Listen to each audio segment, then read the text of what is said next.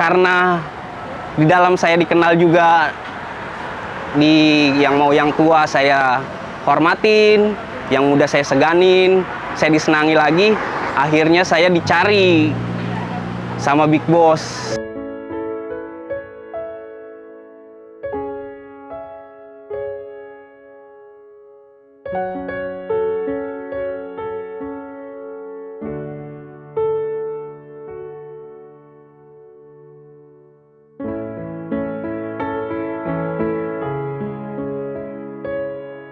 Nama saya Adi Setiawan.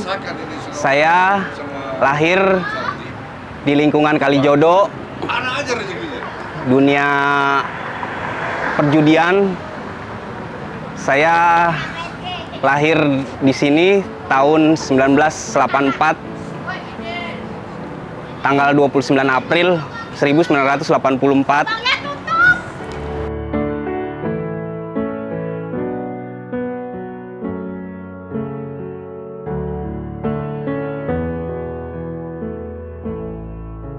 Saya pertama kali masuk penjara itu tahun 2016.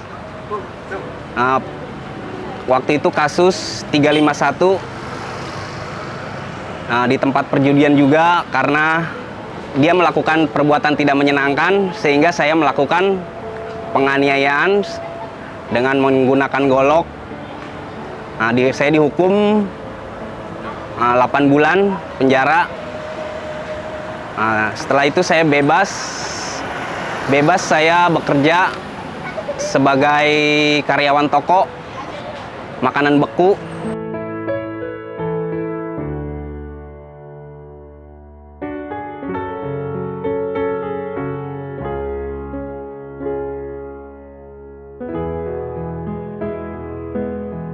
Setelah itu saya bekerja lagi jadi driver Grab. Pas lagi saya mencari sampingan driver Grab, ada lowongan pekerjaan di dunia judi lagi, karena saya lahir di dunia judi juga. Saya melamar lagi di dunia judi lagi, karena uangnya ya lumayan buat saya. Saya melamar di Robinson, belum mendapatkan gaji, saya sudah masuk di Polda. Sehingga saya menjalankan itu hukuman lagi.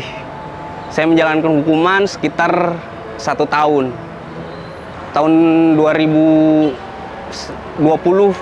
saya bebas dari Cipinang. Setelah saya menjalankan hukuman 1 tahun, saya pusing, lontang-lantung lagi keluar dari Cipinang.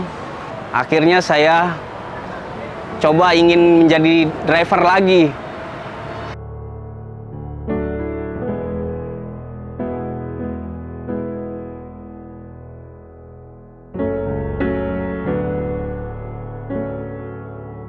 Tapi karena saya punya relasi yang dikenal baik di kawan, ada kawan menawarkan ingin bekerja di pemerintahan sebagai pembersih-bersih taman. Akhirnya saya mencari persyaratannya dulu, saya lengkapin persyaratannya. Akhirnya saya lengkapi persyaratan, akhirnya saya diterima, alhamdulillah. Udah 1 tahun saya bekerja di pemerintahan PJLP.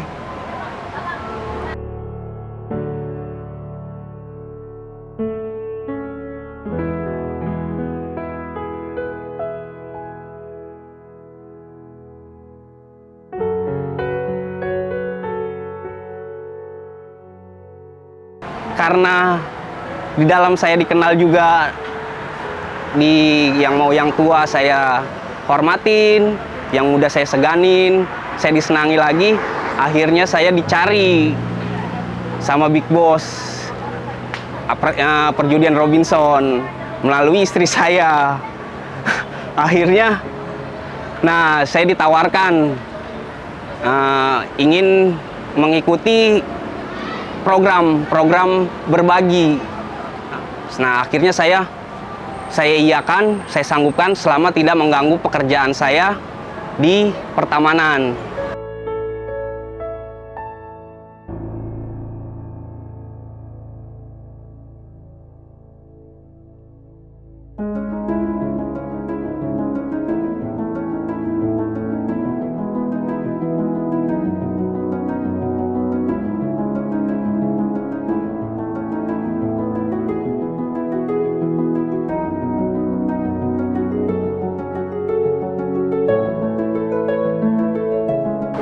Setelah itu saya coba mencari lokasi-lokasi yang pantas, yang layak, lingkungan kumuh, kolong-kolong tol.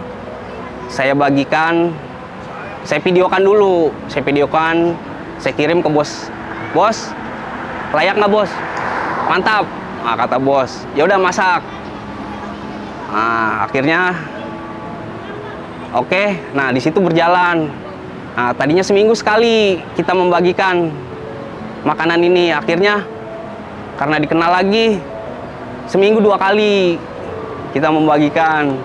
Akhirnya kita ke daerah Blok M. Nah, di daerah Blok M ada berbagi sesama kaum anak jalanan. Di situ kita ke Blok M, kita membagikan di situ. Akhirnya Natalan pun kita rayakan di sono. Akhirnya rame, seminggu bisa 3 kali, 4 kali. Ya bersyukur saya pun ada pemasukan dan keluarga saya pun ada pemasukan. Intinya saya ikut dalam program ini banyak berkah. Banyak yang satu, kawan-kawan saya pada senang. 2, saudara-saudara pun pada bilang hebat.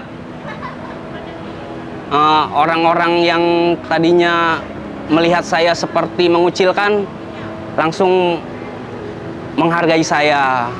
Saya ikut dalam program ini.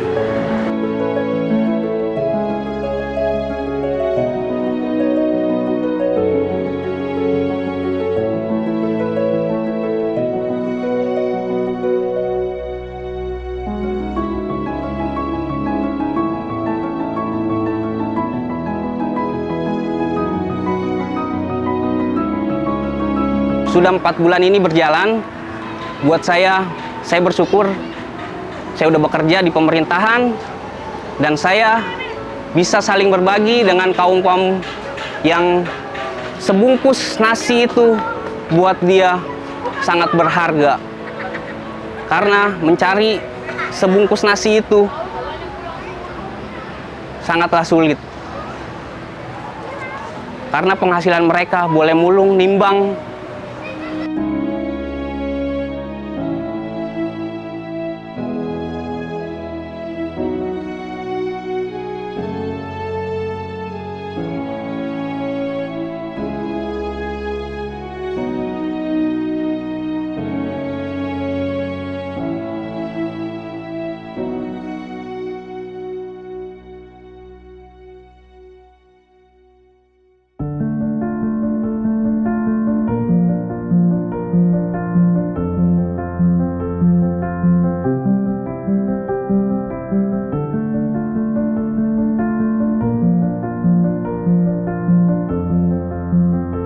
Saya punya bos, dia ada terketuk hatinya ingin berbagi. Awalnya dia dulu begitu. Terketuk hatinya, dia banyak yang menawarkan dia juga untuk bergelut di dunia hitam lagi, tapi dia menolak. Bahkan ada yang bilang, relasi dia, lu mau mati ya? Beramal begini. Tapi buat saya salah dia pemikiran begitu. Karena selagi kita masih bisa berbagi sebungkus nasi untuk anak-anak, itu ada kebahagiaan tersendiri. Kita memberi.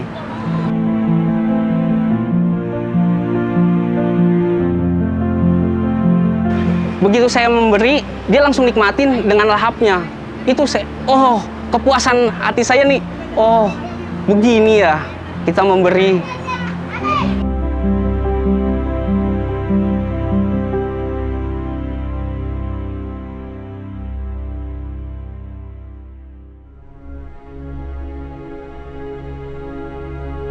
Saya syukur alhamdulillah dengan saya ikut membantu membagikan sekotak nasi kuning itu. Saya dikasih anugerahi bayi di istri saya. Saya sangat bersyukur, itu kebahagiaan yang tidak ternilai buat saya. Walaupun dengan harta apapun, itu nggak ada nilainya dengan hadiah yang dikasih Tuhan.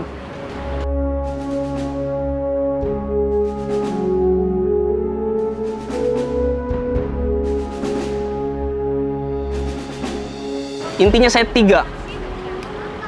Saya jujur, saya rajin, saya setia. Saya selalu pegang pedoman itu. Selama saya bekerja, saya selalu pegang pedoman itu.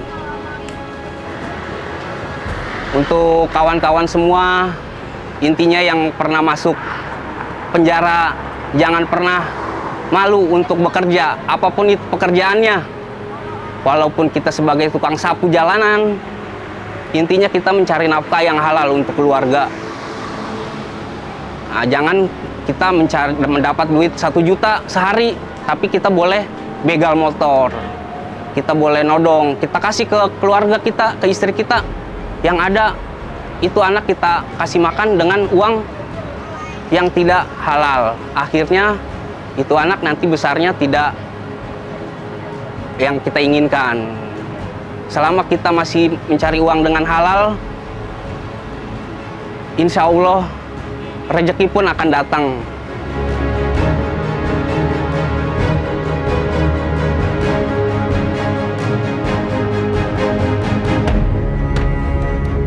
Untuk teman-teman yang masih di dalam, saya cuma berpesan, bukan menasehati, bukan so menggurui. Saya cuma berpesan, ingat, jangan egois sebagai kepala rumah tangga. Selagi kamu egois, kamu akan dijauhkan dengan istri kamu, dengan anak kamu. Dan mencari uang tidak harus besar. Mencari uang dengan cukup aja, asalkan kita bersama sama keluarga, itu udah ada kenikmatan, kesenangan. Kita buat apa? Nyari duit, ngebegal motor, jual narkoba, uang di dompet puluhan juta, tetapi kita tidak tenang, hidup kita, tidur pun tidak tenang. Selalu, waduh, dihantui dengan polisi. Nah, kalau kita sudah keluar, untuk teman-teman semua yang masih di dalam, kita syukurin dulu berapa rezeki yang Tuhan kasih. Intinya, kita mencari Tuhan dulu. Kalau kita udah mencari Tuhan, Tuhan yang akan mencari rezeki, yang mengasih rezeki ke kita. Tetapi kalau kita jauh dari Tuhan, rezeki pun akan seret.